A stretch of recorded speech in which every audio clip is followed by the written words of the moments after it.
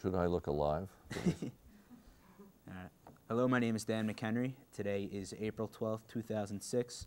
I'm here at Temple University in Philadelphia to interview Garrett Brown for the Academy of Television Science and Arts.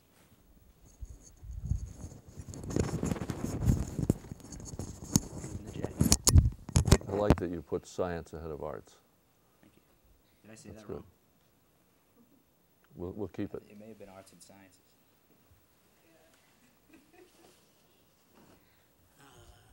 Off to a good start.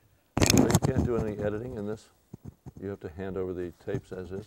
So that's why you couldn't edit out Bill's bad joke, right? We usually edit the archive. Well, the archive has to just get over it, you know, that people do stuff. You're not rolling yet, I presume, right? Are you? Is this part of the archive? Okay, you archive Forever. guys. Yeah. You're getting it all. Okay, we're going to start out with your early life. What is your date of birth? April 6, 42, And where were you born? Long Branch, New Jersey. Where did you grow up? It's from, as we say, third grade on, Havertown, Pennsylvania. Okay. What was your father's name? Rodney G. Brown. Could you talk a little bit about your father's occupation? He was originally a chemist for DuPont and worked in the Parlin lab. He actually was exempt from World War II because he was working on stuff. But I think his big achievement for them was he invented hot melt, the stuff that binds all the paperback books in the world. Previously they were made of animal glue, and if you've seen old paperbacks, they kind of brown in the binding and they break and so on. And he invented the stuff that binds all paperback books. And for that he got a watch and a pension. And how did your father influence the person that you are today? Well, he did give me, you know, science type stuff as a kid. Like I had a chemistry set before I was basically able to even feed myself. He was so excited about, you know, getting me into chemistry. And by the time I was old enough to use it, most of the chemicals had, you know, dried up and were little balls of stuff, but it was still a great deal of fun.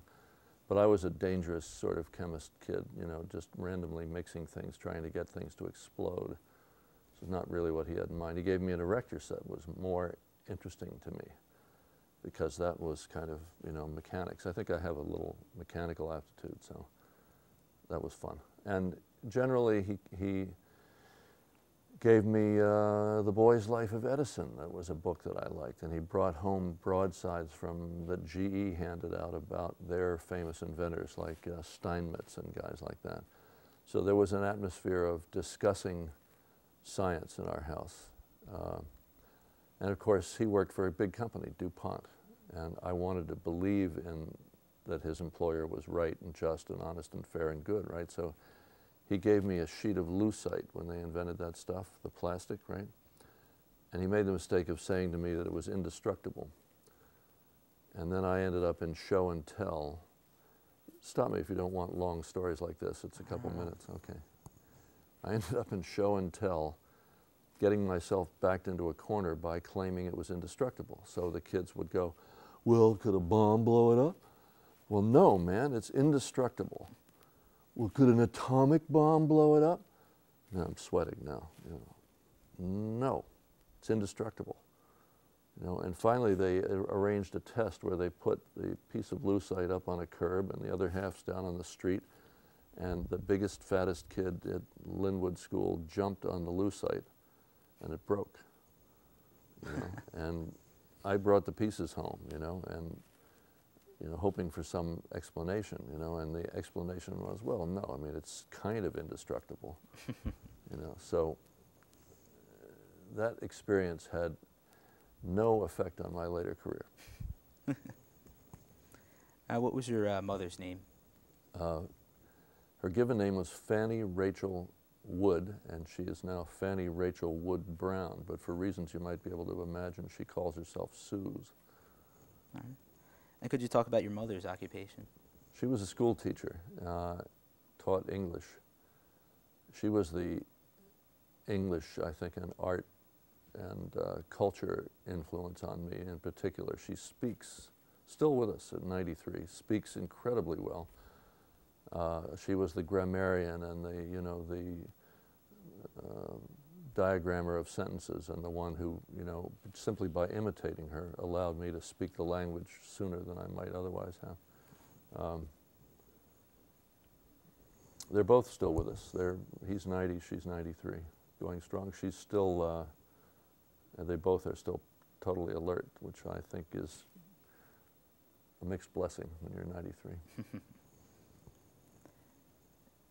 And did your mother have any influences, particular influences on you? Mostly by virtue of wanting me to do things that I didn't do. But, you know, there's at least some counterpoint there. She wanted me to be organized, neat, do my homework, reasonably fastidious, and, you know, have good hygiene. And I, you know, went in the other direction on all of those matters. Can you talk about any siblings that you have?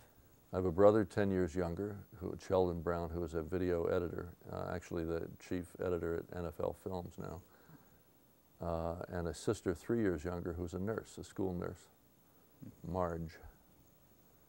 And as a child, what activities interested you? Well, I was, you know, life was different then.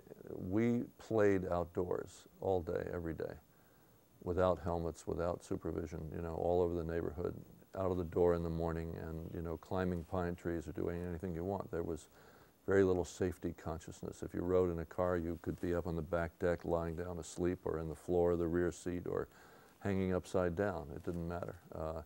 While the adults smoked up in the front of the car and behind their lethal steering column. It was a totally different kind of life. So the first 8 years of my life were highly, you know, just a wild man outdoors doing all sorts of things. And then I got nephritis and was in bed for 6 months and wasn't allowed to play sports or anything for some period of time after that. And so that was a big shift for me. I read the World Book encyclopedia when I was in bed, cover to cover, because there wasn't much else to do. And, you know, books were it, you know. I was interested at the time in being a, quote, naturalist, because I read a book that made that career sound very cool, you know, in studying animals all over the world. And so from my sickbed window, I could see a big oak tree outside that had a couple of squirrels that, you know, were copulating and playing around in the tree, and that was fascinating to me. And they thought that was too much activity. The cure for nephritis then was being very still. So they put a screen up. I couldn't see the tree. And then they got me some guppies, and they were fascinating. And I started to try and, as the naturalists instruct you, to try and tell them apart and learn which is which, and, you know, observe their behavior. So they took them away because I would be up on my elbow doing that. So all I had left was the book, you know. So that turned me into a more bookish sort of guy, I think. And what were your interests in high school?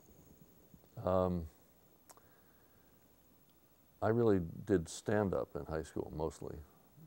I was a humorous guy, so my weapon was humor. I was very tall, very tall, skinny guy, shot up to 6'6". Very awkward thing to do when you're the tallest one in the school. It was an extreme nuisance. And so, you know, I wasn't very athletic, grew way too fast. I was the despair of my basketball coach because I was so uncoordinated. I grew way faster than, you know, all the reflexes and muscles and so on. We're keeping that burp in, I guess, right? Okay. Academy of Sciences and Arts. Naked Immortal. Okay, so in fact, actually, the whole works was kind of awkward just from, you know, being tall. But I was, you know, I was interested in science. I was good at, you know, I wasn't very good at math, but I was good at science and things. I was good at English. I was in the school play. I was funny, you know, so high school was good. I was a kingmaker. I ran people for president of the class, ran their campaigns, and, you know, made the introductory speeches, and all my candidates got erected. Possibly later they got elected in any event. And what were your aspirations for after high school? I really had no clue what I wanted to do. That was part of the problem. I got a couple of scholarships, one of which was a Navy scholarship, full paying everything. And one was to Harvard and one was to Tufts University. And like an idiot, I picked Tufts because I knew somebody going there who was in a fraternity that sounded like it was fun. So I can't believe it, but I turned down Harvard and went to Tufts for a Navy scholarship. And then by that time, I'd started singing, like the Kingston Trio had come out, and I was a folk singer imitating them and taught myself the guitar and so on, and rounded up guys and, you know, got them playing instruments and so on. So my real ambition in college was to start a folk singing group because it was hot then, which I did. A group of water buffaloes called the Nomads 5, which were about average terrible. And that's what I spent most of my time doing. I did not study. I never went to class. I became incredibly good at a game called the hockey game, which is the one where you spin the players and push them back and forth by virtue of playing the game all night, every night in Miller Hall. And I ran into a guy named Al Dana, who was an amazing singer. He and I dominated the freshman talent show. I did stand up and he sang. And my group of water buffaloes sang and did okay. And it was clear to me that Al was like the key to really being in folk music because he had an incredible voice. In fact, he's still my friend, and he became the hottest jingle singer in New York for a million years afterward. In the 80s, making, you know, $500,000 a year singing jingles. So that's the kind of singer this guy was. So I latched onto him, and we concocted a two-man group. However, it was clear that in order to leave the scholarship and go off and be a folk singer, which is what I wanted to do, I would, if I simply quit, I would be in the Navy as an enlisted man by the contract. However, if I flunked everything, or at least flunked out, then the Navy didn't want me. So I said to my father, you know, this is my plan. I explained my plan to him, and he was silent when he heard this. I didn't explain to him that by then it was too late, that I was already comprehensively flunking out with 5 Fs. And so then we became folk singers for 3 years. That was the end of my school career. All right. And could you talk about your experiences touring as a folk group? Well, it was actually the most fun you can imagine. You know, there's just 2 of us. Again, it was a different era. We didn't have to travel with a tour bus and, you know, a whole truckload of props and lights and, you know, riggers putting up stages and so on. We're just 2 guys, 2 guitars, a banjo, you know, some clothes. We had these Brown and Dana, was the name of the group, Brown and Dana outfits, you know, that were like blazers. And a sheet of instructions for the guys running the lights. You know, for this song, give us a red light. For this one, give us a blue light, you know. And that was it. We used the PA system at the school, however it was, good or bad. We asked for 2 mics. We'd settle for, or 4, we'd settle for 2. And we did 300 college concerts. We, wow. You know, we drove 100,000 miles a year in my Pontiac Bonneville convertible. Wow. And we, you know, we would do a show, and then we weren't well enough known to have them lined up in an orderly way, so we'd do one and drive 1,000 miles and do another one, and drive 1,000 miles and do another one, and then sack out in a motel for 3 days, you know.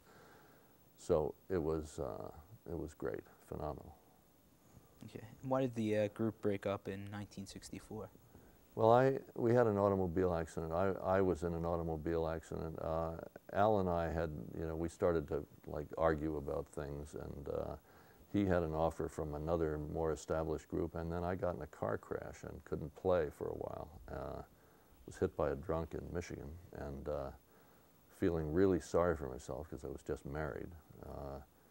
Suddenly I had no career. I sang as a solo singer in Bermuda and did a couple of schools and, you know, played in a bar and, you know, couldn't really earn a living at it. And it became clear to me that, you know, I was very ill prepared to earn my living in any other way. So that was kind of a crash, you know, a very low period. And what was your plan once you had gotten back to Philadelphia? Well, I thought that I would be a writer, actually. I always thought that I could earn a living writing with no evidence in favor of this idea. And so my wife had a sort of stopgap job at the phone company, which barely earned our expenses, which were minuscule. We had a tiny little house. We lived on, I think we lived on 60 or 70 bucks a month or something ridiculous, you know. No, sorry, 70 a week, which is inconceivable at this point, right? And so I sat down and wrote a story for a week, a science fiction story, and I sent it off to Playboy because I had bought a magazine and realized they paid the best of anyone. They paid $1,500 for a short story, which seemed like a lot of money to me. And I was confident that in the a matter of days there would be a check in my mailbox, and I would go and haunt the mailbox every day and look for a check. That's how idiotic and naive I was. And meanwhile, it was clear also that I couldn't go on having my wife support me, and eventually I decided I had to go get a job. I had one suit.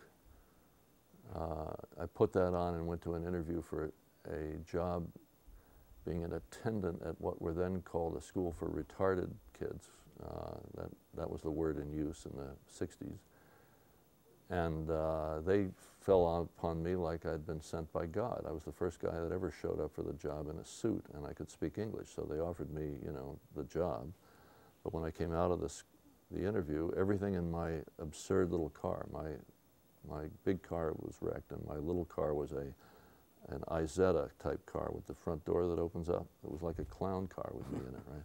And everything in my car had been taken out and laid in a geometrical pattern on the sidewalk. And there was deep-voiced giggling coming from the bushes, and I am embarrassed to say I grabbed all my stuff up and drove away and never went back. So the next day, I eventually got a job selling Volkswagens. So that was what I had arrived at. I was a Volkswagen salesman, still kind of looking at the mailbox, hoping that something would happen. And months went by, and nothing happened. And then the story came back from Playboy with a form rejection, right? Nothing, right? So I was really kind of in a gloomy frame of mind, and I put a new front page on it and sent it off to a science fiction magazine and continued to sell Volkswagens and, feel kind of like a failure. And then my wife called me and said that an envelope had arrived and that they had bought the story. Wow. And that they were offering me a penny a word for the story. So I quit my job without adding up what a penny a word might amount to.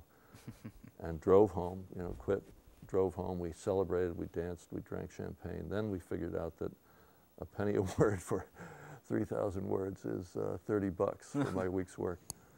So it was clear that I still had to get a job, but at that point I decided, since a friend had loaned me a little Bolex, and I liked it, I thought I would try and get in the movie business. So that was the kind of swoop from singing and so on, and then down, and then finally determined to get in the film business.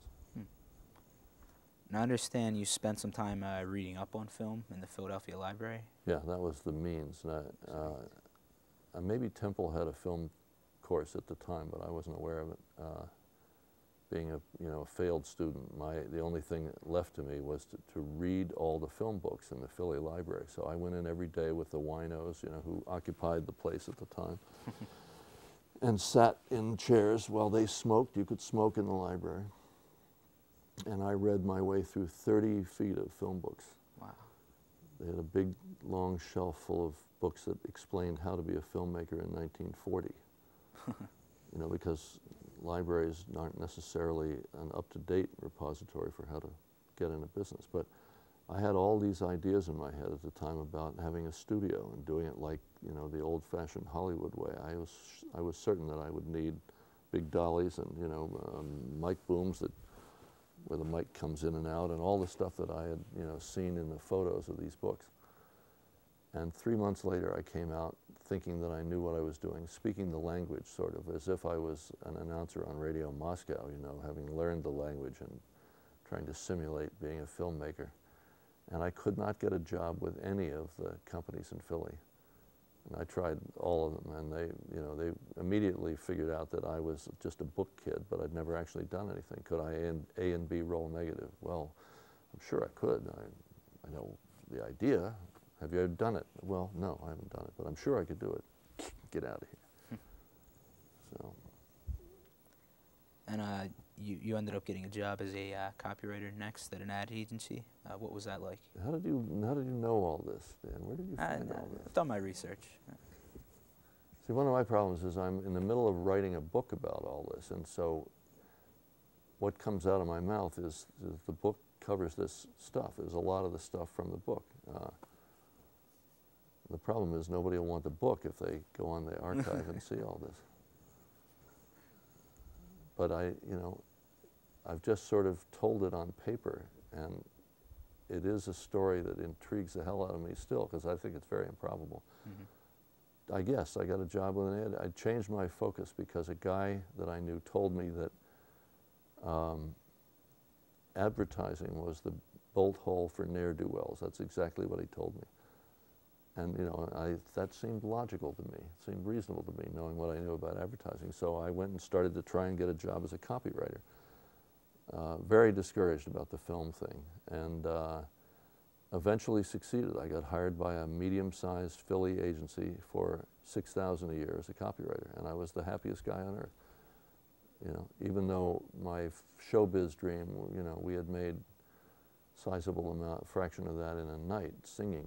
It was very irregular, and I didn't keep any of it. And suddenly I was able to say to my then wife, Sandy, okay, you can quit the phone company, which she despised.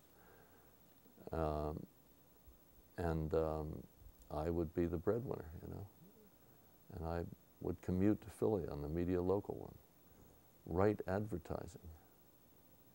Wow. It was very exciting. Compared to not having a job or selling Volkswagens, it was extremely exciting. And can you talk about some of the radio ad campaigns you were a part of?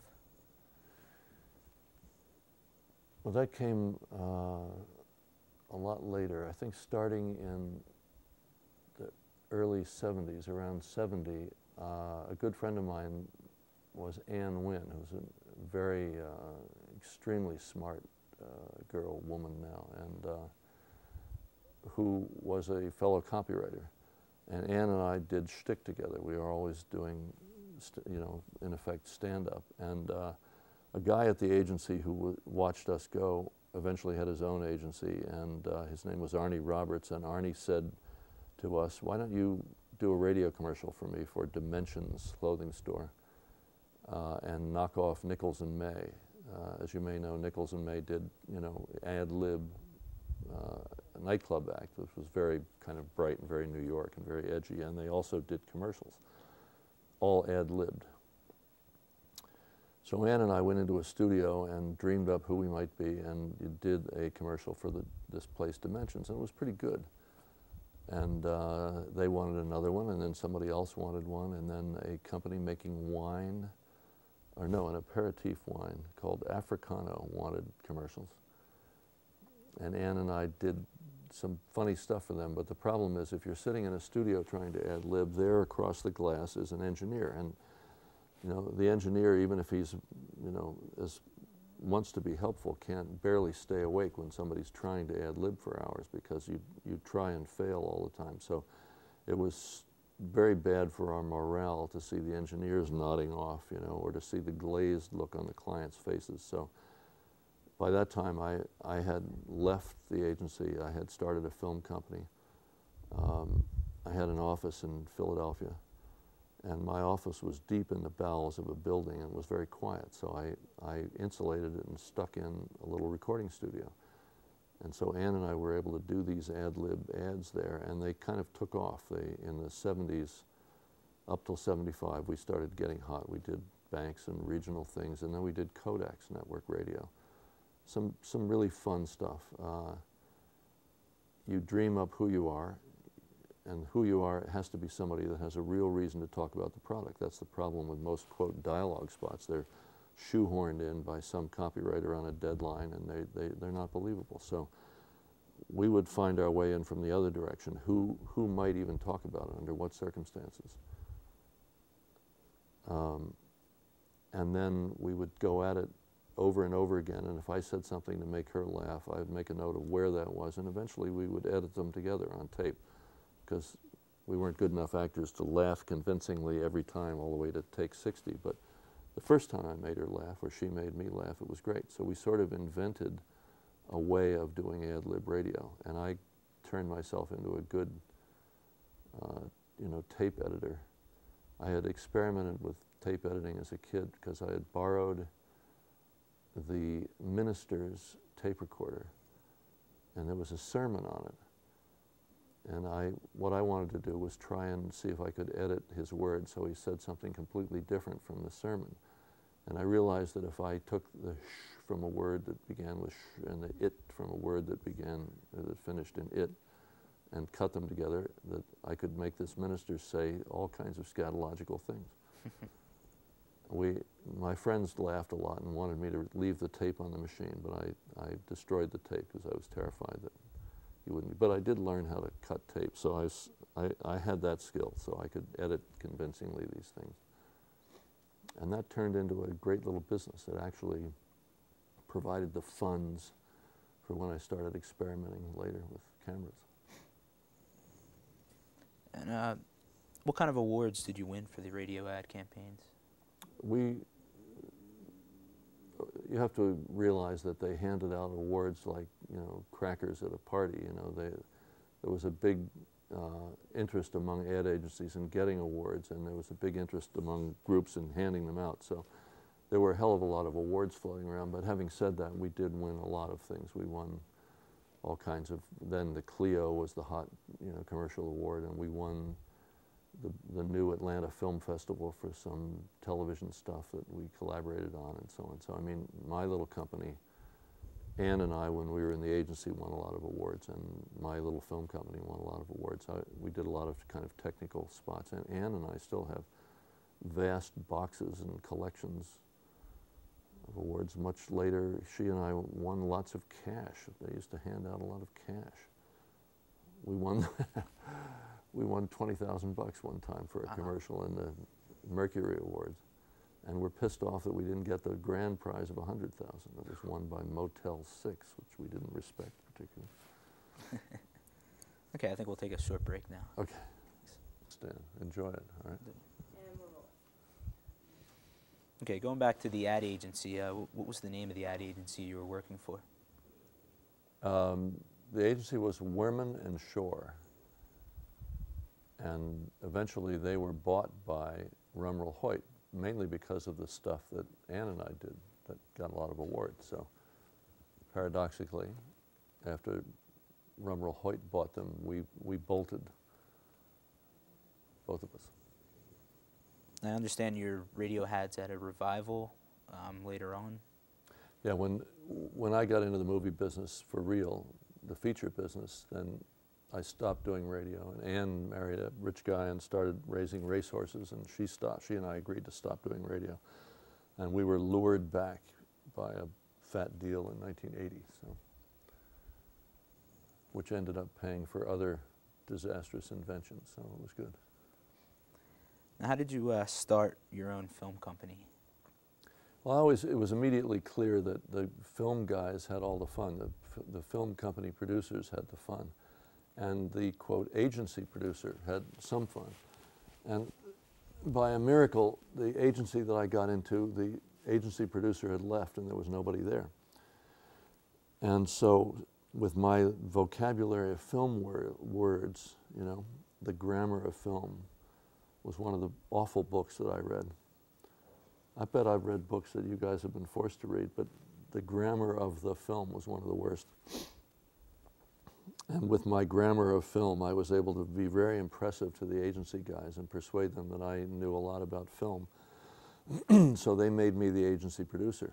And so I worked with a lot of film companies and wrote TV commercials, because when you first start, you're writing horrible things, print ads and counter cards and stuff like that. So with good speed, I got myself into writing broadcast radio and television. And it was clear that the being a film company would be the thing to be. And the agency did one thing that really infuriated me. I thought I had a chance of immortality, and I thought they were too dumb to see it. And that was my excuse for bolting and trying to start my own company, which originally was called Leopard Studios because we made spots. Some couple of pals of mine, I rounded up to do that. Much like, you know, starting a folk group, you persuade people that, you know, they ought to be in the film business. It could be great. Come on, you know about the sound. You can be the sound man, and you loan me that camera. You be the cameraman. Okay. So we were a film company, right? Except that by then I had a barn in Gradyville, PA, that I wanted to make into a studio, and I had bought $1,000 worth of film equipment from a bankrupt guy in Philly named Lou Kellman, the late Lou Kellman, and $1,000 worth of used film gear then filled a truck with enormous 5K and 10K lights and big soft lights and a 600-pound Fearless panorama dolly and a Mole Richardson mic boom that, you know, the tripod one with 3 wheels where you stand up on it and you turn the crank and in comes out the mic, right? Except that the wires were all screwed up and none of us could figure out how to run the wires, so that became a big drama to try and get the mic boom working. And we had cucalorises to make shadows of foliage, and we had a Robbie geared head that none of us could figure out how to use, and we had a Rommel era Arriflex camera. And I didn't buy the blimp because the blimp was rotted away. And just about what you would imagine you would need for a 1940s film company, all at once. Stage boxes, enormous hunks of cable, incandescent globes, 10K and 5K globes, where before the, you know, halogen lights and so on, there was a literal incandescent filament in the bulb, and there were 24 BBs in the bulb, and when the bulb would get coated with carbon, you would progressively get dimmer and dimmer. You would take the bulb out of its plug and shake it like in a circle, like you were making a cocktail, right? And the BBs ran around inside the glass and cleaned all the carbon off. So there'd, as the bulb got older, there'd be a little pile of carbon, and you would amazing, absolutely amazing. I had a 60 amp transformer in the yard from Philadelphia Electric in a big concrete pot. And my friend, who I designated cameraman, was also worked for Philadelphia Electric, so he ran triplex over and hooked up the barn so we had power, right? And the first thing we did was fire up all these lights. And as we're exulting over how bright and how fabulous they are, we hear a boiling sound, which was coming from the pot in the yard. We had boiled my transformer. You know, we were pulling 100 amps, and you know, they boil like you were making coffee, right? So, oh Christ! So we turned everything off, and blah blah blah blah blah blah. It all went back. It didn't hurt it, I guess. So I kind of had the means to persuade me that I was a film company. I just had no jobs, and as soon as I left the agency, I commenced to starve again, you know.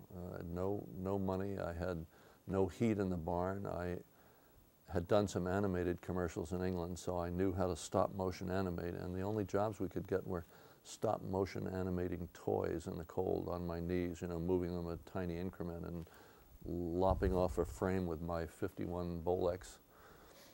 So it was not, that didn't live up to expectations. And then I accepted an offer to be a director with one of the suppliers, one of my film company friends in Baltimore, for a company called BF&J, and I directed for them for 6 months. And that was a more prosperous operation, and at the time then I finally got a reel together as a director. And then 6 months later I finally got an offer from Rumrell Hoyt for the amount that I had demanded when they wanted me to stay, and which they had turned down. And at that point, I turned it down. I realized that I could probably make it as a film company, and you know, never look back. So I went back to my barn, and it was a bizarre operation.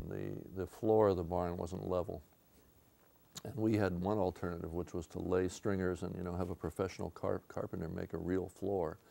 And I couldn't afford that, so we just got overlapping layers of plywood and just kept laying them down, overlapping, so that I had this floor of hills and valleys, kind of gentle hills and valleys. And when you would push the dolly across this floor, there would only be 3 wheels at a time touching the floor, right? And so when we made dolly shots, somebody had to be on the head of the dolly progressively leveling the head as we went across the floor. Because when we got to this part, this, you know, it was pretty unpredictable. It was really almost not possible to make dolly shots two the same.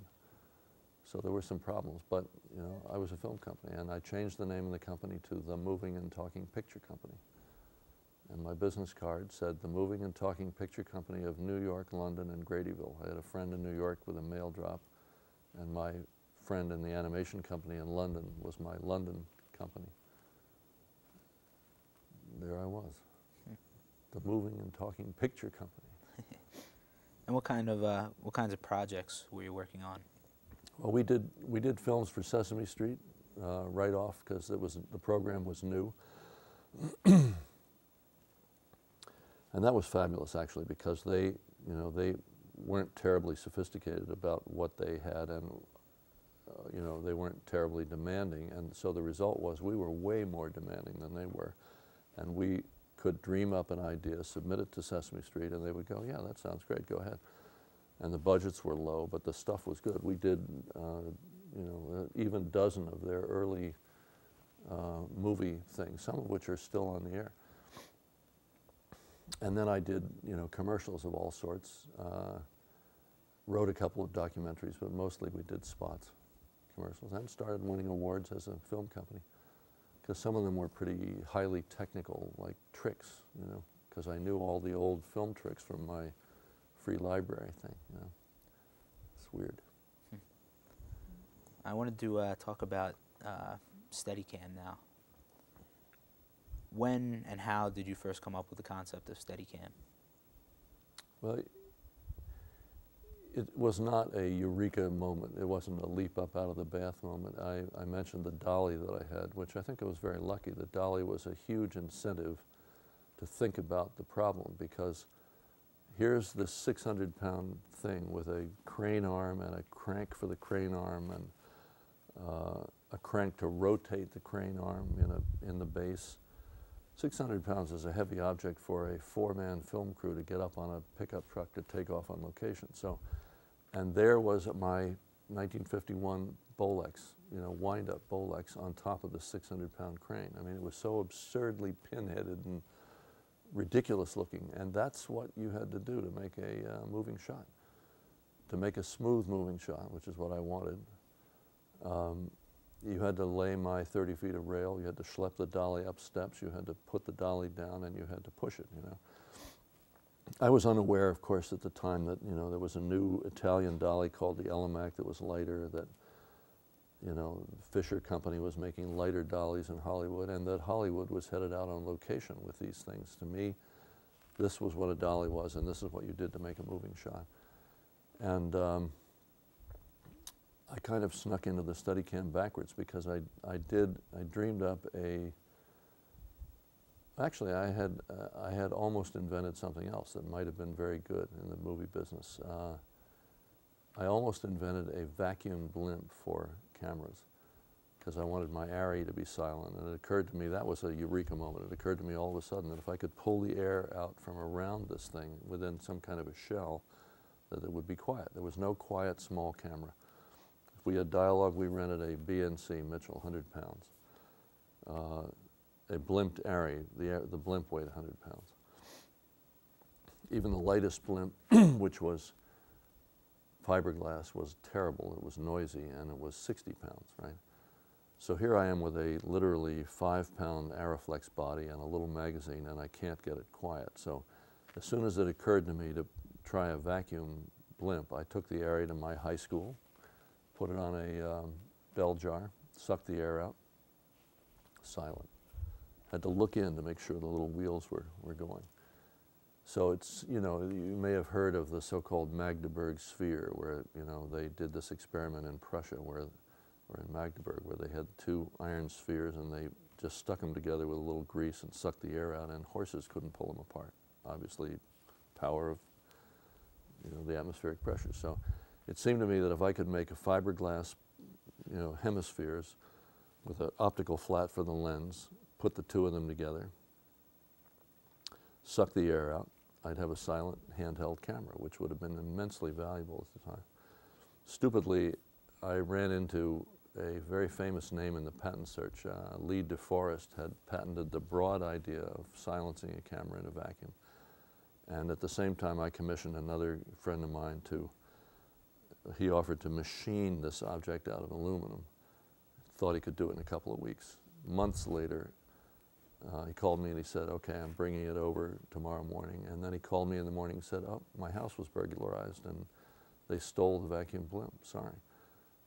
Now, it did seem not very logical to us that thieves would steal a vacuum blimp, but maybe something happened. Maybe he had an accident and punched a hole in it, or maybe he had planned to start and never started. But on the same day, I heard about the patent search and I gave up. And with hindsight, I should have stuck with that, because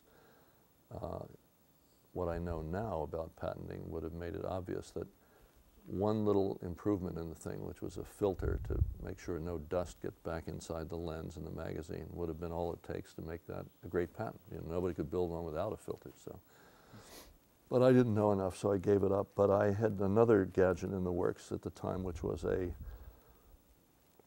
30-foot pole that hung beneath a helicopter and had an area on the bottom of it. It had the first video assist, very clumsy video assist thing that Jerry Lewis dreamed up, actually, in New York, so that my cameraman could sit up in the seat of the helicopter and rotate this pole, and we made a mechanism so he could tilt the camera at the bottom, and I could fly the pole right alongside cars in a car commercial, right, in the desert in California.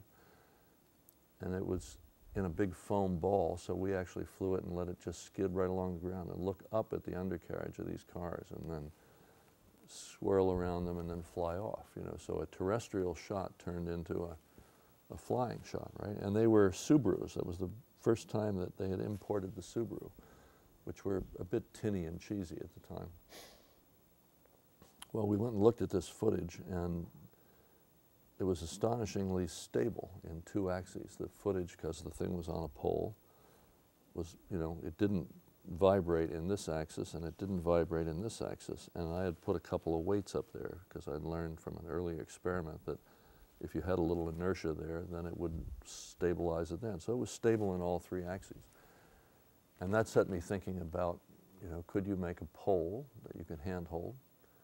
Could you stick a camera on it and hold it in balance and put some weights on a T-bar? Could you make it stable, you know?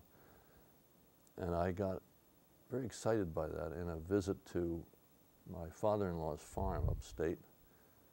And so I conned him into taking me to the great hardware store in Tunkhannock, PA, and his friend in the plumbing department made me a pole for $4.50 with a T-bar and two plumbing weights on it.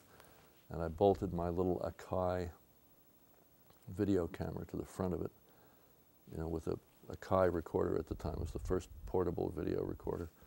It was a 1/4-inch reel-to-reel recorder, black and white, which I still own. And we ran all over his farm, you know, and was terribly excited to look at this stuff because, you know, here are moving shots that look like you're in a dolly. The fact that the pole whipped a little bit and the fact that if you tilt up, the lens goes up and down was an irritation. But I'd have to ask you to imagine the level of excitement in being, you know, maybe the first guy to walk like that, you know, or run with a camera and have it look like it's on rails, you know. It rolled some, you know, who cared, you know. And that got me really, that kind of set me off because I started using it on commercials. I took that tape to New York and tried to persuade car people like Ford, you know, J. Walter Thompson, to let me do car commercials because I did it car to car with the lens just caressing the nose of a car and looking down at the wheel well and up into the window and, you know, all this stuff, right? Stuff that they're actually kind of doing now in car commercials, but was inconceivable to the Ford guys. You know, they looked at my helicopter rig, they looked at the Subarus and thought those were just cheap shit, foreign tin, and, you know, anything to do with them was terrible. And we never got a job doing a car commercial, but I actually started doing terrestrial jobs, lugging my camera, film camera, and the pole Now, one problem was with a film camera, you can't see through the damn lens. So I put the video camera alongside and, you know, deparallax it and try and use that, or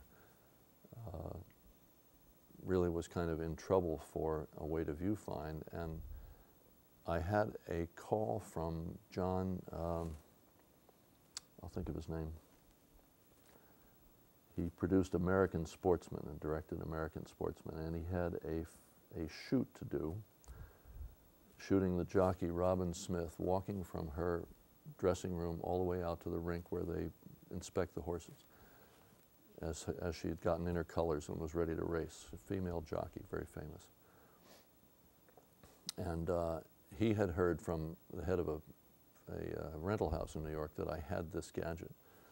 And he called up and said, you know, it's 16 millimeter, can you do it? And I said, oh yeah, sure, no problem. And we had 2 weeks to try and get some kind of viewfinding. And prior to that, I had found a fiber optic viewer at Edmund Scientific. And I had the idea that maybe, you know, that would be a way that you could look through the lens. You could get that viewer down, you know, flexible viewer down onto the eyepiece, and you could see what you were shooting, because I was desperate to see what was out there on the pole. And I drove up to Massachusetts, and I talked to American Optical, who made this little funky plastic viewer. And they offered me an astonishing one that was 5 feet long, that had 80,000 fibers. And then the guy brings out a 6-footer, even more flexible, with 300,000 fibers, but we couldn't afford it. But I had he loaned me the 5-footer, right? So we kludged that onto the viewfinder of a camera, and on the day, I was standing in the Saratoga racetrack, you know, making a 16 mil shot ahead of this woman, trying desperately to see what the hell's going on with one eye and navigate with the other eye. And my assistant cameraman, you know, very unhelpfully would say to me, no, if I'm going the wrong way, you know. And I'm walking through what I can tell her that one of their flower beds, because stuff is dragging at my feet, you know, and I'm lifting my feet really high, and she's getting really far away. And then I managed to claw my way back close to her, and then she got in the ring, and I stuck the thing through the slats and walked around the ring. And John Wilcox was his name, said, okay, give us the film, we got to shoot some other stuff. And I'm on the way home having no idea what we'd done, thinking that I'd screwed it up. Quite depressed about it, actually. I only heard later, way later, that his client was Roone Arledge, his producer for that, and Roone loved the shot, and they loved the fact that I got distant from her and came up to her. You know, all the accidental things that had happened they thought were terrific, right? That the shot was fine, you know. Would have actually improved my morale to know that. But I ended up making prototypes, one after the other, hunting for some practical way to do this. Now, could you give Was that answer too long? No, that was, Dan, that was perfect. How did you come up with the concept for the arm? Damn, that's a good question. That's a great question. The problem with this pole rig and with a subsequent rig that was like a handheld crane that boomed up and down, because I was obsessed with being able to raise and lower the lens without tilting. That's the problem with a long pole. When you raise it up, you know, you're tilted, right? And the thing had gotten too heavy to hold.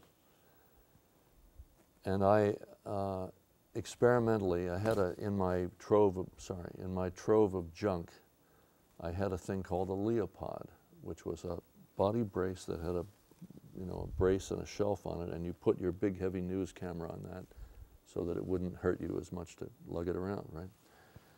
And so I took the Leopod and hung the handle of this object, which beginning to weigh about 50 pounds, from a bungee cord. And it did kind of take out the immediate bumps. But the problem was the thing was too heavy to lift up high enough to get a lens height up somewhere above your head, which is where I wanted to be. And I hung it in my barn from one of the rafters on a much longer bungee cord and stretched it through a pulley. You know, I got a 10-footer and stretched it. And once it's held on a long bungee cord, 2 fingers would lift it up a couple of feet. because you've got a hell of a lot of cord that's taking up the shock. The longer the cord, the better it works, right? I wasn't much of a scientist, but I learned later that's to do with Hooke's law, having to do with the rate of a spring and what is its rate per foot, you know. And the trick is to defeat Hooke's law and allow yourself to raise and lower this thing in a small space. I couldn't lug a tower around with myself to do it. And I came up with a very weird solution, a very odd-looking solution, but it actually worked. I took yacht pulleys, you know, the kind they sell to run yacht rigging, and I put like 6 of them up and down on the leopard, and I ran the 10-foot bungee cord through all 6 pulleys, which are very slick, very smooth, and put a little jam cleat down there and pulled it up until the rig floated right here and jammed it in the thing. And so right next to me, I could raise and lower it, you know, as if it was hanging from the rafters, because the whole 10 feet of bungee cord was taking up.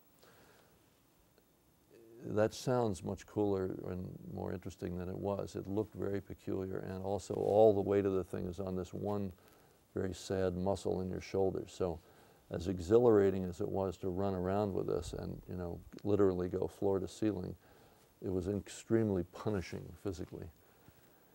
But I ended up shooting commercials with that thing, you know, because you could stand it for 30 seconds. We took it up to Bridgeport, and actually there's quite a good story if one is interested in the process of inventing and also is interested in America's position as a country that used to, you know, promote inventing and support inventors and so on. I likewise unwisely accepted this job in Bridgeport to shoot a traveling shot through this whole long industrial building full of craftspeople, guys running printing presses and women doing weaving and a guy making stained glass and a potter on the wheel and so on, who'd been given the opportunity to use this big industrial space, and the gas heat was supplied by the gas company, right? Well, the gas company wanted to show off their generosity by having a shot traveling through all this, one shot showing all this stuff. Not impossible to do it on a dolly, terrible floor. I said, I'm your man, we're coming there. The crane version was not really finished yet. The fiber bundle was lousy and so on. But I mean, hey, you know, the call comes, you got to say yes and try, right? So I had a mechanic who was working on it, and the very night before the shoot, it's almost done. He had like 3 holes to drill and a couple little parts to make. And my assistant Ellen and I show up at 7 o'clock, a little late, but he was going to drill 3 holes, and he said, I can't do this tonight. I have men to supervise tomorrow. He wouldn't work past 7 o'clock. And we argued, we fought with him, nothing, no. I have men to supervise tomorrow. And we were in despair because the shoot was the next morning in Connecticut. The thing didn't work yet. So Ellen and I stopped on the Jersey Turnpike and worked the payphones, trying to find a machine shop somewhere along the way that we could keep open to make these parts, right? Bridgeport was the capital of the U.S. machine shop industry at one point. There's a thing called a Bridgeport that's a big milling machine. So we're trying to, find some place in Bridgeport, but there's no yellow pages for Bridgeport. The operator can only give you one number if you tell them what you want. We didn't have anything like the resources we have for searching now. We had, keep putting quarters in a restaurant in the Turnpike, and Ellen bonded with her operator, telling her what we were up to, and her operator said, well, ask me about Bridgeport Tool and Die, because she was looking down the list. And Bridgeport Tool and Die had an emergency number, right? So I call the emergency number, it rings 20 times, and this very tired old voice answers, and I said my pitch. We have this invention, it's going to revolutionize the whole movie business, and my guy just wouldn't make the last 3 holes. We've got to find some place that can drill some holes, and the guy says, hang on.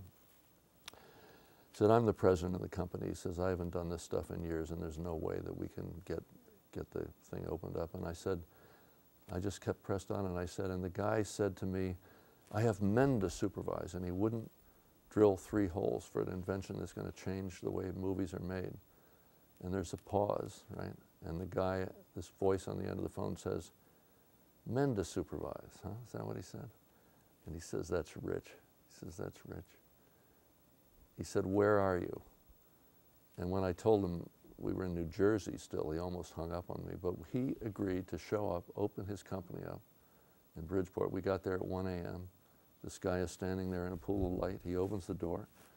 You know, he throws on this switch, and here is a machine shop, even then in Bridgeport, that was half unused, half covered with dust. Machines the size that would make a locomotive, you know.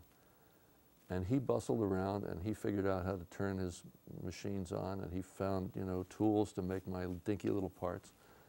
You know, he actually started whistling by the end, you know, and handed them off to us at like 2:30 in the morning. And, you know, wouldn't take any money. And as I drove away, he says, "Men to supervise." He says, "I got to remember that one." He says, "That's rich." So we were lucky, you know, we got the thing and it worked, and was able to shoot that commercial and get away with it. You know? But there's something in there about, you know, this country and the way it used to be and the way it is now, you know, that makes me a little nuts. The occupation of inventor was removed from the census list of occupations in 1949. That's the last year you could list yourself as inventor. So I'm not sure where we're headed. We don't make anything anymore in this country, so I don't know. Okay, we'll take a short break now. Okay.